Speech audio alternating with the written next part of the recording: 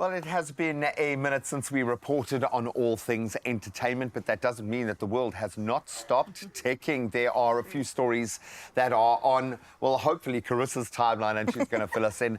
Some great stories, some absolutely heartbreaking as well. Absolutely. Before we get into some heartbreaking news, can we just give it up for the Jesus Collective? Wow. Thank you. That really just set my spirit in the right place and made me feel like, you know what, this first story, it's going to be okay. It's going to be okay. The last time we reported on Doc Shebeleza, it was all about him being in the hospital with a really, really serious condition. And unfortunately, at the age of 51, he has passed away.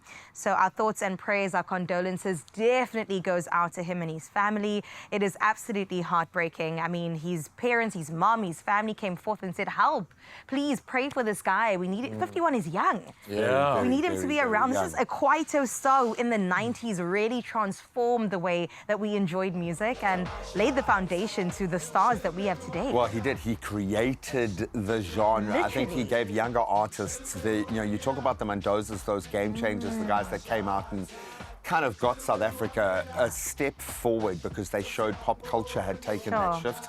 He was that guy that all of them, when I would interview them back then, they'd be like, oh, well, if Doc can do it, so can I. Yeah, so absolutely. Not only was he an incredible musician, he was a philanthropist too, and in his later years really put energy into making sure that artists are okay. Because if you're an artist in South Africa and a creative, you know that financially not everybody has that backing. So he really put energy into that. So definitely feeling this loss, and thank you for everything you've done for us, Doc Shebeleza. Absolutely. All right, let's get into more South African musicians doing the most. Moonchild Nelly, girl, we see you. She's just released another album, and it's all about that self-empowerment, as she does, all about really feeling yourself and just being on this emotional journey of saying, I own this, I own myself, I own my space that I'm in, and really doing the thing. The album is called Full Moon, which just makes sense. So fitting. Like that. Yeah. And she's just really been promoting it and doing the most. I mean, I've been a fan for years now. She's got this awesome rawness about her that I think a lot of people can resonate with. So this album's probably going to do exactly that. It's going to be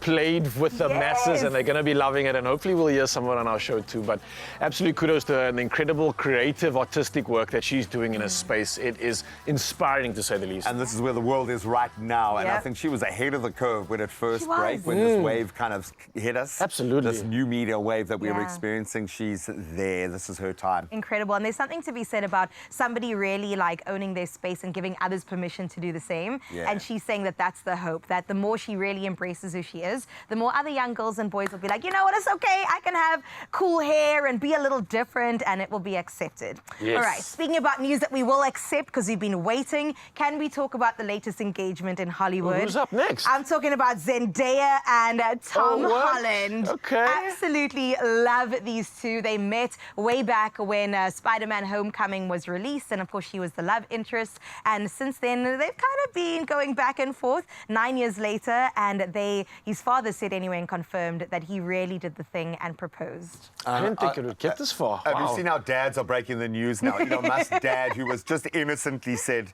oh yeah, no, he loves Liverpool. Then suddenly it became a headline news. Elon Musk is buying Liverpool for $90 billion. I saw that. I don't think that's a real story. But I love the fact that Zendaya was at the Golden Globes, hey? Yes. Where the outfit was like literally eclipsed by the ring. And I think that was a pretty cool way of making the statement because she knew how people would react. Exactly. We were like, girl, we see it. We see the bling, and we absolutely love that for you as well. His dad basically said that he did the right thing. He went to her parents, he asked for permission, and he did a really beautiful, thought-out private ceremony, not ceremony, but proposal with just the two of them, which is what they've been doing. They're not like your typical Hollywood couple. Yeah, no, they're just very enjoying much dressed down. themselves. Yeah, for sure. Beautiful, beautiful. Well, that's where we leave your entertainment news on the best of notes. I know it was a roller coaster of emotion, but balance is always important. For now, though, You seem quite sad about this. Do you need to take a moment? Yeah, I need a moment. Let me just go prep for the next one, guys. Thank you. Thank you. Bring us some more news. Okay, you just got to work towards it, dude. Maybe he's thinking about the wedding rings at this stage of his life. I don't know. No, don't put that kind of pressure on your mates. Don't do it. But we are so happy for the impending nuptials. Absolutely beautiful couple.